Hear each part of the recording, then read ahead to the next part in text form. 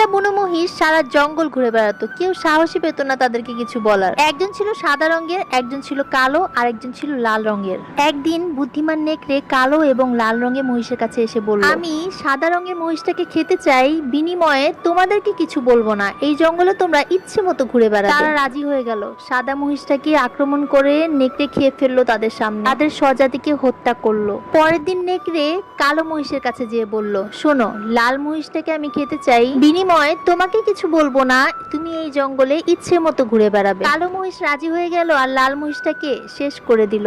এর পরের দিন নেকড়ে আবারও আসলো সেই কালো মহিষটার কাছে, এবার কিন্তু পারমিশন নেয়ার জন্য নয়। কালো মহিষের আর বুঝতে বাকি থাকলো না যে এখনই প্রাণটা চলে যাচ্ছে তার। কালো মহিষটার তখন একটা উপলব্ধি হয়েছিল, আমি তো সেদিনই মারা গিয়েছিলাম যখন আমি আমার স্বজাতি সাদা মহিষকে নেকড়েকে খাওয়ার অনুমতি দিয়েছিলাম, আর আমি এখন পেতে যাচ্ছি আমার স্বজাতির সাথে করা অন্যায়ের শাস্তি। স্বামীরা স্ত্রীদেরকে ভালোবাসতে শিখুন, নিজের মানুষকে ভালোবাসতে শিখুন।